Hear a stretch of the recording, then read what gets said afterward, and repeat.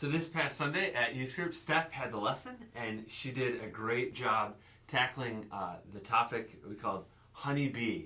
And one of the things that when we started off this series, the first idea was that dating is good. It's good, it's natural, and it's healthy, but there's huge risks.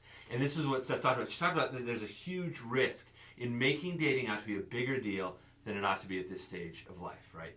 Because middle school and particularly high school, there's a lot going on. There's a lot of opportunities with extracurriculars, with friends, academics, those things, jobs that are really important. They're really important in the long term, really important for development and happiness. And the honest, brutal truth is most, in fact, no middle school relationships that I know last the distance, and very, very few high school relationships make it the distance from high school straight on through to getting married. I know that there are exceptions, but in general, that tends to be the exception to the rule rather than the norm. So it's important, Steph talked about, for students to keep relationships in their right place and not to become too obsessed with them, especially once they're in them or even when they're trying to find one, not to make it too big of a deal. Because when you miss out, you end up missing out on a lot of what high school has to offer, a lot of what middle school has to offer, a lot of what your teenage years have to offer, you just plain miss out on. And number two,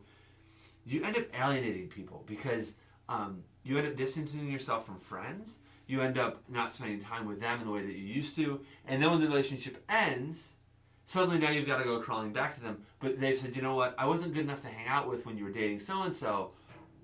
Obviously, I'm kind of your second choice. Why would I want to hang out with you now? Those are really, really, really big risks. And the point you made that I thought was really good is, look, when dating becomes your whole world, you're not really dating anymore. You're pretending to be married, but you're not.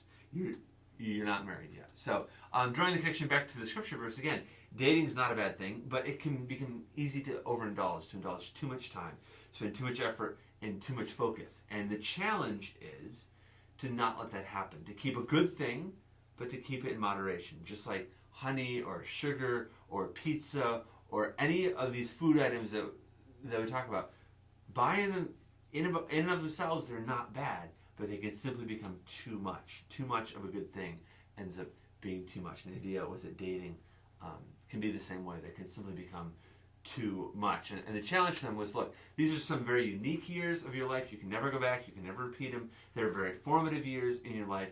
Don't miss out on all these years have to offer because you're focused on one single person. So next week, our series gets a bit more interesting, we may say. Be sure and check out the preview videos on that will come out on Thursday or Friday, as we're going to delve into some much more sensitive and touchy topics, but really, really important topics, crucially important topics that we're going to deal with coming up. So look for those on Thursday, and hope to see you at youth group this coming Sunday.